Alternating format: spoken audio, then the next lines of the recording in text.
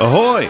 This is your captain speaking, Greg Michael of Pinnacle Marine Group, Marine Surveyors, and welcome aboard the Naughty Boys Boat Show. I'm joined by Captain Happy, Glenn Shadbolt, Marine Mechanic and Shipwright, and aboard this vessel, we talk everything about boats, the build, the mechanics, the good, the bad, and the ugly. We go where the seas take us. The topics will be endless. Electronics, marinas, restaurants, vacations, cruising and fishing. Our show includes live callers with real questions. Let's fare these waters together. Call 772-773-2600 every Tuesday between 5 and 5:30 p.m. Eastern. If you're a guest or a caller, you certainly are naughty. Okay, welcome to the Naughty Boys Boat Show. I'm your host, Captain Greg Michael, Marine Surveyor, and sitting next to me is our beloved Captain Happy, Glenn Shadbolt, Marine Mechanic and Shipwright. And if you're a guest or a caller, you certainly are naughty. Some quick introductions. As usual, Glenn, say hi. Hi. Okay. And we got Brad Langdon from Marine Max Stewart, Florida. He's a broker at Marine Max, but that's not why he's here today. He's going to be talking about a broker who bought a boat. So I find that interesting. A broker who bought a boat. Pretty crazy to me. But you have to buy boats just like all of us, right? Oh, yeah, absolutely. Okay. We'll go through the whole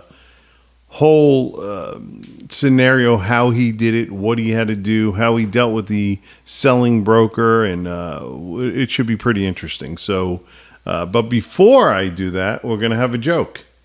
Naughty joke. You're going to have a joke. I'm going to have a joke. Hopefully. You have any jokes? Yeah, but I can't tell. You can't tell. You got to be. He will. He will tell him. Okay.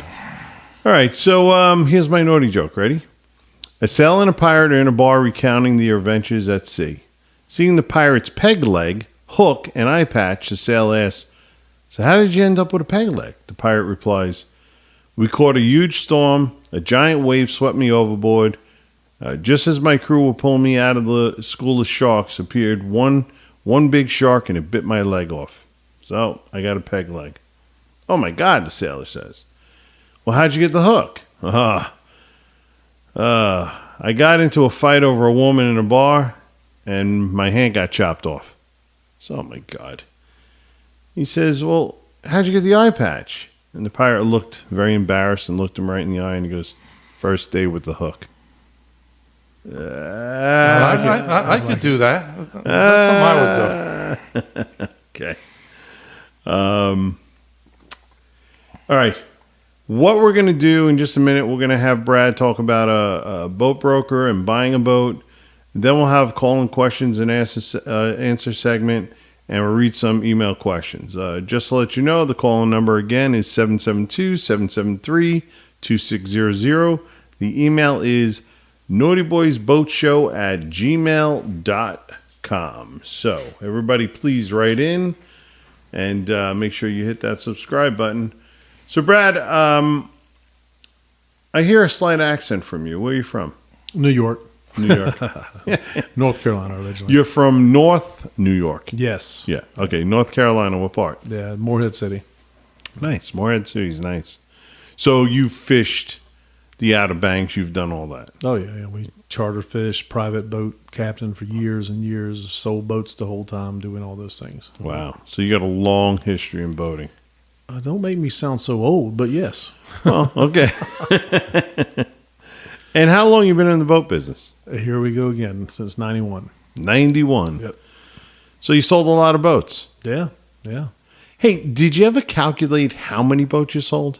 Prior to coming to Florida, in North Carolina with Marine Max, I'd sold over 700. Wow. It was 10 years there, roughly 85 boats a year, give or take. And then here, sold in the 2 years we've been here, probably 50. So give me the breakdown. You sell new or used? Both. New, used, brokerage, all of it. All right. And what would be the greater of? Would it be 50-50 new, used, or would it be How would you break that I down? would say it used to be, yeah, but the last 12 to 16 months probably been 60-40, used 60, Yeah, wow. new 40, yeah.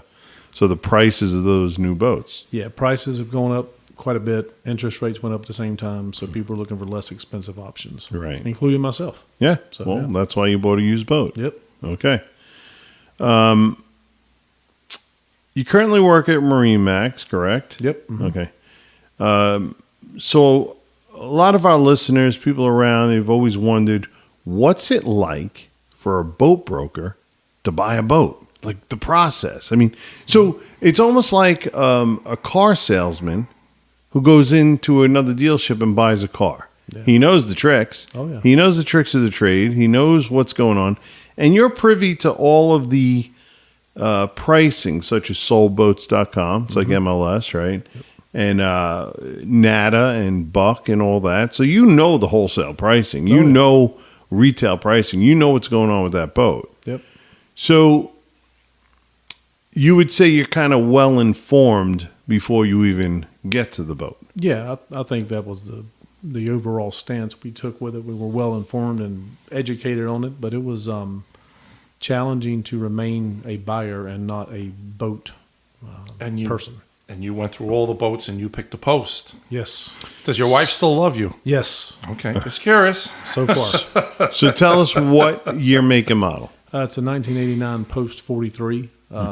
I picked that specific boat, and several factors played in. One, it was local to here. Two, I knew the boat a little bit through some back channels, again, Right. being in a business. And then I knew Post, Viking, Egg Harbor, all those boats from up in Jersey. I just love the way those boats look and the way they're built. Right. You know, and there's no perfect boat, Mm-hmm. but at least you got to have something to start with. Right. So, Right. You got to have a boat. Yeah. I got a crappy old boat and I love it. It doesn't Yeah. matter what you have, just as long as you can get out there, Long as that it's you sure can you got. afford Yep. it, then, you know. exactly right. Yeah, like we always say, it's utility, right? So you don't need a 65 Viking or a 64 Viking to go to the sandbar. Nope. No, you don't. You know, if you're going deep sea fishing, then you might need the Post, the Viking, the Hatteras, the whatever. Yeah. So it's utility. But, okay, so you chose the boat. Now you got price. Mm-hmm. And I won't get into what you paid. That's confidential. But you're looking at the price and you immediately say what? With the first price I saw, to give you a little backstory, was a few months before I even contacted you about surveying the boat. Mm-hmm. And it was substantially more. But I watched it. Prices were coming down. You know, used boats weren't selling quite as good over the last few months.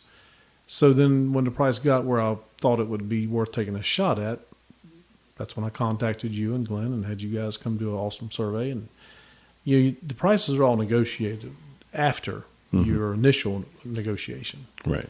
So I had hoped I'd end up in one place, and I ended up about where I wanted to be. But yeah, looking at it from a broker standpoint, you can't do that when you're buying a boat. You got to look at it like a customer.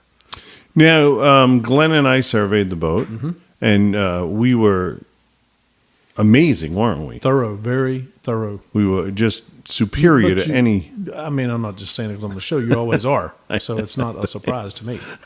But we've also, you know, it's a post, you know, been on, you know, so Oh, yeah. when you know the boat, it makes Yeah, it we know. easier. We've done a lot of them. Yeah. So I think the last count I had, when my tech guy had to transfer my files from one computer to the other, I think I had over 12,000 surveys. Well, I believe it, yeah. So I've probably seen it all. You know. And Glenn's been. How long you been in the business, Glenn? 74. Since 1974. I don't think there's anything. Certified. Merc Cruises since 84. Yeah, so I don't think there's anything Glenn hasn't seen Yeah. either. So we're guys that listen. We're honest. Mm-hmm. We report. We don't kill deals. Oh, no. But what we do is we report and we tell you the honest opinion and what's right, what's wrong, the good, the bad, the ugly, right? Oh, yeah. So most people like yourself, who's a broker, also you appreciate that. Yeah. The truth. Yeah. You got some brokers out there who do not want the truth. Well, they want their truth. They want their They truth. don't want the truth. Right. So, And they want to bash the surveyor. They want to bash us, and you're wrong. You don't know what you're talking about. And And those guys, you know what? If they never recommend me or I never work near them or with them, no love lost. You know, they do theirs and I do mine, and that's it. So I'll always be 100% honest, and I'll always have, the integrity to have my clients back, and that's it. So that's life. But moving on. So now you approach. There's a selling broker. Yeah. So selling broker, he was involved from the beginning. I was very honest with him and open up front and said, listen, I've been doing this for a long time, own numerous boats. And I think he appreciated the honesty up front. So he doesn't, it's kind of weird. It's like a car guy buying from a car guy. Right. You want to be straight up with people and tell them the truth. So we were very methodical about that and took our time and just waited through the process until we got to the end. Who was he? Corey Gracie is a great guy from United Yacht Sales. Corey Gracie. Yeah, Okay. all of United Yacht Sales were very easy to deal with. Mm-hmm. They made it pretty simple. He's checked in afterwards. Just a pretty well tenured guy too. He's been in the business for a long time. All right, good. Yeah, you find people who've been in this business a long time that are very helpful. Yeah. Because nobody's in it for a short time that's helpful. The people who are actually want to be in it are No, like years ago, you could be flipping burgers at Burger King and become a boat broker. Oh yeah. They've changed that a lot. Like Florida, you need a license now. In the late 80s, we had 40 boats a week going. Yeah. In the late 80s, Mark Cruiser was selling like 125,000 units. I think they sell 15 a year now. Yeah, it was a lot more. Late back then. 80s, 125 their best year. Well, you can afford a boat back then. Yeah. Well, Today- you could, and you could Dude, afford back to- then, you could make a living selling pencils at the freaking street corner. I know. Even Al Bundy supported a family selling shoes. It's Bundy. not funny. It's It's Al not. Bundy. We're being sold out. We're nothing but cattle. Yeah. It's a tax. We're tax slaves. And that's why he's on the show. he brings the atmosphere up so well as he cracks his beer. Okay. So how do you negotiate with the selling broker? I mean, what I see is you got two guys that are in the business a long time, and this guy's saying, "Well, I know my business," and you say, "I know my business." How does the egos not get in the way? How do you? Honestly, Greg, I live no ego ever. Right. I just keep it professional. What I did was I said, "Look, here's what we took with the survey. These are items that we feel like need to be done for safety reasons. Those are non-negotiable. Mm-hmm. And then the other items to make a used boat the way you want it is not really something you go back to a seller with. You go back to the seller with safety issues, things that don't work that are supposed to work. You just get your prices for just like every other customer. You get your prices to repair those things. You go back and you negotiate the deal. It was really pretty simple and easy. The biggest challenge was just keeping myself and my wife as a customer or a regular client, not somebody who's been in the boat business for a long time. And it's also hard to take your emotions out of the equation. Yeah. So you gotta remember that. For anybody out there, just when you're buying a boat, take your emotions out of the equation. It's a boat, and there's plenty of boats. Yeah, it's like you said, it's a tool. The Right. boat's the tool to get me where I want to go. I want it to be safe. I want it to be enjoyable. But all those things are things we do after we purchase. So there are brokers that you could really work with, and there are brokers that you probably can't.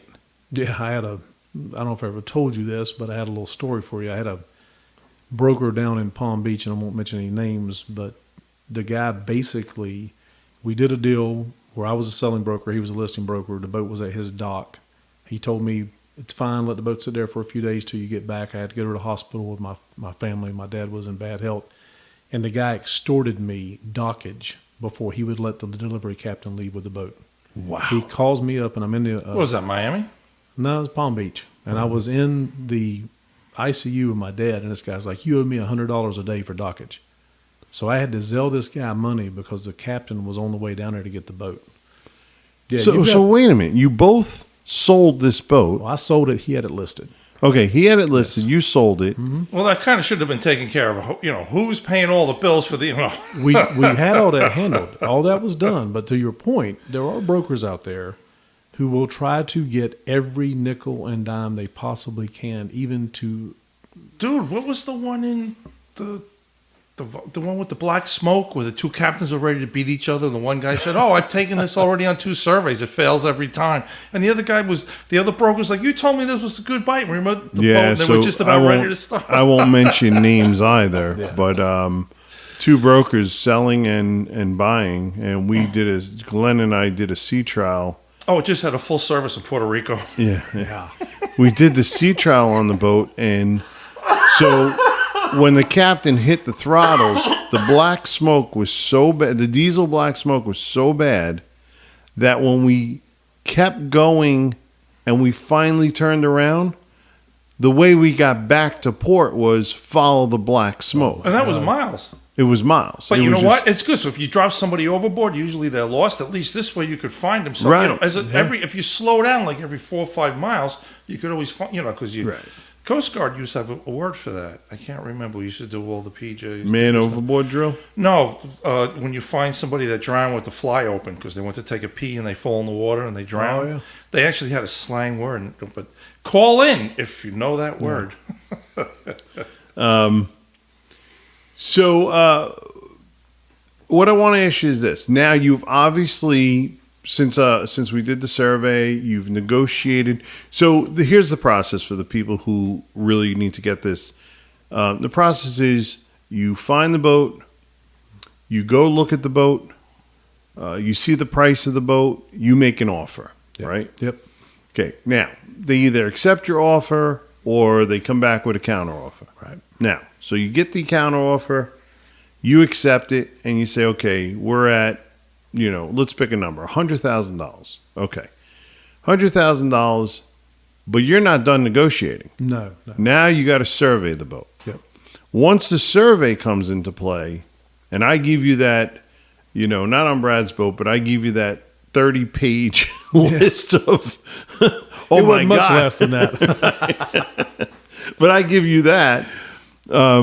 Now you have an opportunity to go back and say, hey, listen, you take care of this stuff or you take it off the price. Right. Yep. And that's how people get. So I always say, it's funny. People ask me all the time. They say, how much is a survey? And I usually say free. And they go, what do you mean it's free? I go, well, by the time you're done negotiating with my report, it's paid for the survey and more. Yeah. So surveys to me are, they're just, you can't buy a boat without one. No, they're invaluable. And like I told you before, Greg, it gives you the state of the boat in which the surveyor saw it that day. Right. Anything can happen, Right. and things do happen, but at least you know what you're getting. And another thing, you got to remember something. So, certain boats, when some guy has a boat that keeps it perfect, it never comes up for sale. Because wherever he keeps it, there's already 3 rights of first refusal. So, the guy that's got the nicest boat on the dock, everybody's already told the widow, call me before, they're already bidding on it. It's never even going to come up for sale. So I'll do a shout out. This shout out, today I did a survey. It was a reinsurance survey, but I did a survey on a 2003 42-foot Silverton convertible. I like this. Well, I got to tell you something, Glenn. This owner was he best of the best. This boat was but it's easy so to maintain. pristine. Well, the boat was so pristine. Him and his wife, and they got a dog too, but they were just such great people, the nicest people I ever met, and they kept that boat impeccable. I won't mention the name of the boat. I don't know if they want me to, but I'll mention it. It's called Flip Flop. I think it was Flip Flop Vols. So they're big Tennessee volunteer. So it's Flip Flop Vols. But I got to tell you, that boat was impeccable. And, more owners should take care of their stuff like that. But it's hard. A Silverton is an easy boat. I had a 31 from years ago, the tall one. I don't want to start mentioning names, but you get these plush boats, you got the recessed bow light. You got to hire an interior decorator to take the thing apart. I can't take it apart. I'm just saying, you own a Silverton, I can come fix your bow light. You got a high-end boat. You need a carpenter. You need an interior guy. No. I mean, Well, and that's why we bought what we bought. We wanted something older Yep. with decent bones that we could basically Yep. take care of. Yeah. And these Easier. days you don't find that on some of these high end boats. No, because you take a And new can boat get home today. through that inlet. Oh yeah. Well, you take a new boat today with all the electronics, even the switching for lighting and stuff, the E-plexes and the, Oh, yeah. it's all electronic. So what are you going to do with that when something breaks? I'm not doing anything with it. That's why I don't have it. I go turn the breaker on. If it doesn't come on, I go trace the wire back and find it. Yeah, that's called checkbook rich. That's you got to have a big checkbook for Well, that. black and white make a light, so. Yeah. Right. And Exactly. unless the shore power cord is overheating, then you. The shore power. Oh, I remedied that problem, by the way. Put a new shore see- power inlet on it. Put a new cord on. I told you, yeah, it was. And, easy. and what It's easy. happened? Well, I didn't just do the inlet because the way I look at it, if you're going to do one, you should do both. Right. And so I put a new inlet on, wired it myself. You already damaged the other one. Does the Put the AC new cord kick on? off now or no? It Oh, runs no, like no, it runs fine. The only problem with AC now is that the forward one's starving for water a little bit, which I got a remedy Well, for. that's that just separate. Yeah. Well, somebody went to check out the boat and it's blowing the brake, and they say, "Oh, it's the place." So I walk right into the back and I grab the shore power cord. Hey, tip of the week: you should grab your shore power cord every now and then. If it's hot to the touch, there's your problem. Oh, it was. It burning, was hot, yeah. and that's how fires start and everything. It was just a connection issue. And if the cord is black on the end, don't use it. Yep. You put the new ends on, solved half the problems. Oh yeah. People don't realize some of these electrical problems and some of these air conditioning problems and things, it's very simple. Could be from your shore power cord inlet that is corroded, or the cord itself, or the dock power. Yeah. So when you're looking, start there. Start from the pole all the way in. Yeah. And maybe you'll find it. So in your case, you were lucky. Yeah. You just had to replace the inlet and the cord. You're done. Yep. But those cords are expensive, huh, Brad? Oh yeah. Again, that's why you buy an older boat. But when I went to buy a 50-foot, 50-amp ill shore power cord, the I was cord? like, oh my god. Yeah. What about the insurance on the dockage on the? Well, we're getting there. All right, so we're getting to the point in the show. We wanted to get some callers or some emails. So again, the call-in number is 772-773-2600. The email is naughtyboysboatshow@gmail.com. So let's get some questions. First one is for Glenn. Ah, boy. I know, Brad. I gotta let him talk. So though. funny. Well, it depends on the question. I might be happy, and it might piss me off. Whatever It's gonna There's piss no him love off. in boat repair. I'll go, hang upside down for 3 hours to do a job, and then people are like, "Oh, well, that took you." That's just like, Yeah, I get it. All right. So, question for Glenn. Carl C. from Staten Island, New York. Oh, Staten Island. Staten Island. Didn't they close Staten Island? Those are.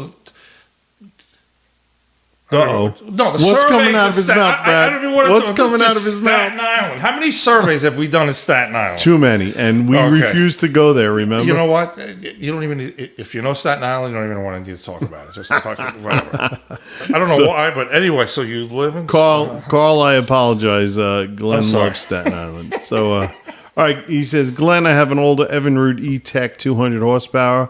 I'm finding getting parts for this engine more and more difficult. Do you know of any sources to buy E-Tech parts? And also, when I'm ready to repower, do you prefer Mercury or Yamaha? Go for it. Well, E-Tech. I was doing E-Techs. I was still servicing for people. The only thing that really went wrong with them was the fuel injector. But the problem is you need the laptop you need to Right. initialize it, which you don't have. And then since OMC screwed everybody, all the deals, they selling people brand new outboards and then told them that they went out of business. So all your customers for years, was a bad thing. But as long as you got somebody with a laptop that will put a new injector in it, I would run the thing till the end. Just do the water pumps and the things. As long as you have that guy. Where do you think he can get parts, though? That's Just online. your guy's job. You need, like I had 60 boats I took care of. Before you buy an old Porsche, you need an old Porsche mechanic. You got an E-Tech. Where's your E-Tech mechanic? You need the laptop. You need the guy. Where is your guy? You got to spend the money. Yeah, so you need a good E-Tech mechanic. If either that or go on the internet and buy yourself some really old two-strokes and keep them running yourself. Okay. What about Mercury or Yamaha? What do you prefer? Well, Yamaha's much more expensive, but also where you boat also sometimes is like, I got the world's best, whatever. I'm not going to mention, what do you got? Suzuki, Yamaha, Mercury, Tahat, whatever. If you live here and the world's best outboard guy has these motors on, you have the best service right next to you. Right. It's... So you want to buy the brand that you have the most service and the most convenient service. Right. So if you got a Yamaha dealer at your marina, you want to buy a Yamaha. Well, if you have a Mercury dealer, you buy a Mercury. Suzuki, I like them. I think. It's all price. Right. If you're putting two Suzukis to two Yamahas, big motors, not even big B, just the 4 cylinders, you're almost talking $10,000 difference sometimes. Hey, whatever happened to the Hondas? I don't see them at all. They're making a comeback. Are they? Yeah. All the towing boats use the Hondas. Yep, they are. I don't know if they give them a good deal, but Captain Retriever, and right. I see them out there all. It's like every time. It's like, wow, They are. They're making a good comeback. What do you think of them? I don't know. They towed me home the other day. Oh, so they're good. We'll have a whole show on Honda Motors. All right, we'll move on. We got Mike. Oh, question for me. Erin T, Point Pleasant, New Jersey. Hey, Greg. I've been working in the yachting industry for about 8 years. I have done most jobs on yachts and would like to captain my own charter. What would be the best route for me to take to get into this business? Okay. You want to be a captain. If you haven't gotten your captain's license yet, I would suggest right here in Stuart, Florida, Chapman School of Seamanship, probably the best captain's course, phenomenal school. They have housing. It's easy. I would get down here and great town to hang out in for a week or so and get your captain's license. And then I would literally, it depends what you want to do. If you want to captain a small boat, a 6-pack, as we call it, right? Mm-hmm. So that's 6 people. You could start right away. Get on your boat and get going. If you want to do larger stuff, you're gonna have to be a bosun or a first mate kind of thing. Learn from a captain, get the experience, and then get your hours, and then you could captain your own yacht. Or somebody's yacht. So it's all about experience. It's about experience. And I would say the first thing you got to do is get your captain's license, get your sea time and captain's license, and then you're good. I hope I answered your question. Now we got another question here. It's for Brad. All right, Brad, you're up. Paul M. from Los Angeles, California. All right. I am currently going into my final year of high school, and I know I want to sell boats for a living. We have always had boats growing up, and I just think it would be a great job. What is the best way to get into the business, and what credentials do I need? It depends on where you live and where you're going to sell boats for the credentials. As you mentioned earlier, Florida requires a license, brokerage license. North Carolina did not. But if somebody's getting into the business fresh, I would recommend maybe going to business school first, even just a 2-year school so you can understand the concept of business. Mm-hmm. Once you get that figured out, then you need to learn boats. If you've had boats the whole time that you were growing up, then obviously you probably know boats. So you got a leg up on most people. And you can just do an apprenticeship at one of the dealers. Marine Max does them. I think One Water does them. Other people do them, but that's what I would do. I mean, that's if I was trying to get into it now. Mm-hmm. How's Marine Max as a company for new brokers? Oh, they're great. They're the largest retailer in the world. They do a really good job at training and getting us what we need to be able to sell boats. Mm-hmm. Now, selling boats is hard no matter where you are, but obviously, if you got all the resources, that matters. And Marine Max probably provides the best of that. Mm-hmm. Good. So get your experience. Mm-hmm. There's plenty. You're going to have plenty of time to sell boats through your life. So, and right now, it's been a little slow, right, Brad? Yeah, it's been a little slow. We just have to work harder and smarter. Okay. But I remember back in 2008, 2010, where you want to jump out of a window. It's not that. It's just slower. You just got to be more methodical about what you do. Yeah, everybody was spoiled from the COVID days when you were selling, 2 boats a day. So earn that money. That's right. Yeah, now you got to earn the money. Work like a boat mechanic now. Oh, poor baby, let me cry. So, all right. Well, we're getting to the point in the show. We're going to do some tips. So I'll do my tip first. So all of the newer surveyors out there, before you go out and survey a boat, do your research, call the factory, learn how the boat was built, whether it was cored with wood or foam, find out how it was built.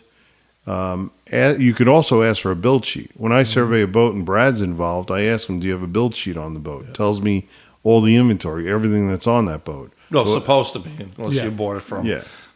So a build sheet's a good idea. It comes with all the options, everything. So I would never go out and survey a boat unless I knew the boat. Now, I'm 30 years experience in the business. There are some boats I go out and go, I haven't done that in a long time. Or they change the construction method. What do? I call the factory, customer service. Hey, how is this built? You got foam? What do you got? You got this, you got that. A lot of boats coming out with carbon fiber. A lot of boats are being foam cored. They're getting away from wood. So, and again, if you put a moisture meter on carbon fiber, what's it going to do? Pin. Yeah. So I'll tell you this, you can't walk around going every boat's wet because your moisture meter pinned because it's got carbon fiber in it. You got to know that. Yeah.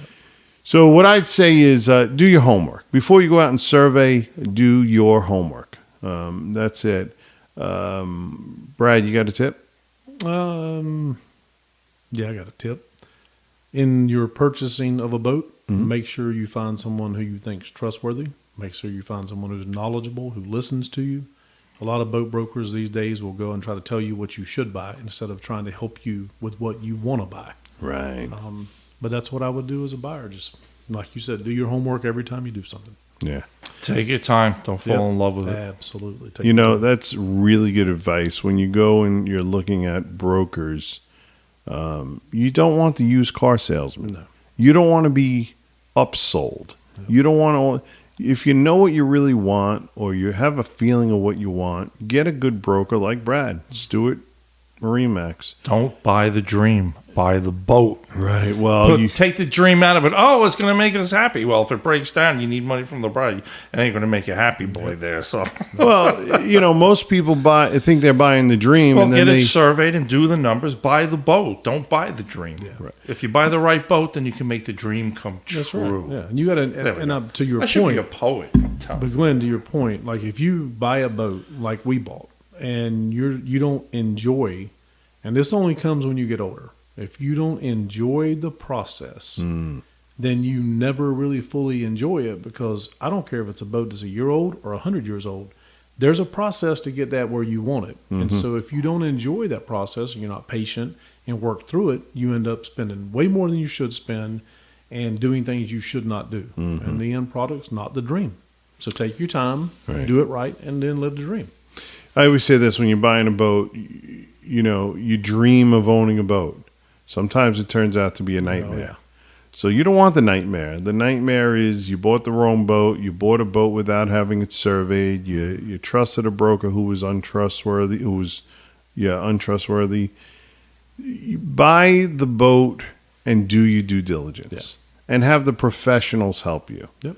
Every penny you spend on the professionals is going to come back tenfold. Yeah, I mean, I could have gone through the boat we bought, no problem. Right. It took me a couple of days. I'm not a diesel mechanic anymore. I don't do that every day. I'm not a surveyor, so I got people to do it that are those people that I do trust. I sure the hell ain't crawling around doing that. Oh, Cool around the port side. I was like, So, and part of my tip was also that Brad Langdon, who is a boat broker and knows boats and has worked on diesel engines and has seen thousands of boats, hired a boat surveyor. and two-stroke diesel mechanics. Yes, and a diesel mechanic. So he did his due diligence, and now he knows what he has, and he's got a good starting point. So do your due diligence, hire the professionals. Glenn, do you have a tip? I had the big stuff, but forget it. You know what? Always feel the ends of your shore power cords. If they're hot, you got a problem. There you go. Hot shore Simple power and cords. sweet. Yeah. Simple and sweet. Yeah, and never. I'm going to add to your tip. Ready? Okay. Never unplug from the boat first. Well, that's what I used to yell about everybody, because they're going to fall in the water with the cord. Yep. Yeah. Yeah, that would be an ugly death, wouldn't it? No, I would just have to jump in the water and save them. I don't want to get wet. Well, you you think I do it for their good? I just do it. Assess the situation first. Oh, they had the guy in Huntington. There was this dude in Huntington. He was sanding or polishing the side of his boat, and he was, the big bulkheads, and he was like on his own thing, and he fell in the water, and he never let go of the sander. Yeah. Oh, yeah. Yeah. I hate when So that's good. So, all in all, Brad, let's kind of clean up the show. All in all, Brad, good experience? Oh, yeah. Great experience. The broker we worked with was good. Yep. You guys were awesome, as you are on every survey you do for us. Mm-hmm. You know what you got. And it was, like I said, I enjoyed the process. Right. And now you have the boat. You're Yep. enjoying the process of fixing the boat. Yeah, I'm doing a little refresh on the boat. But he knows what the numbers are. So Right. as long as you know what the numbers are, then Right. it is what it is. It's not as much fun as some people think it is, but you get it right. So- Right. Well, you won't. But you enjoy working on Oh, the yeah, boat. yeah, yeah. That's part of the pleasure of owning it. Yeah, that's what I'm Working talking on about, it, getting your process, hands dirty. out of the house. You know. Yeah. Well, it's funny. Last night, Shelley was just sitting there, and we were trying to get this refrigerator out, and I'm like, "You gonna help me?" She's like, "I'm not as strong as I used to be." I was like, "Okay, Good excuse. I hear you." So, Yeah, that's that old one. If you tell them you don't know how to do something, they won't ask you. yeah, Yeah, I get it. All right. Listen. You bought it, you fix it. so true. And I know Brad's wife, Shelly. She's a wonderful, wonderful person. So I think she's being honest. Yes, That's I 100% do. But man, you got to put a new refrigerator in, and that's Yeah. no easy task. So you got to do the carpentry. yeah. You got to lift the heavy equipment there. So it's not like putting a house refrigerator in. No, it'll be good when we get done. You got to find out who your friends are. That's for Yeah. sure. Yeah, right. It ain't me. No, it's me. refrigerators, no. Yeah. And I'm sure you're going to take Glenn and I fishing. Absolutely. Show Once us we some get it good- ready. Good Yep. sail fishing. Yep. All right, man. It's so good to have you here. All right. I'd like to thank Brad Langdon for coming by, our producer Jeeves, and production assistant Samantha. I'd also like to thank Chapman School of Seamanship for all they do in educating the future of the marine industry. So please hit that subscribe, follow, and like button, and please tune in every week for a new episode of the Naughty Boys Boat Show. Every week we will have exciting guests, informative news. So may you have fair winds, following seas, and tight lines. God bless you, everybody.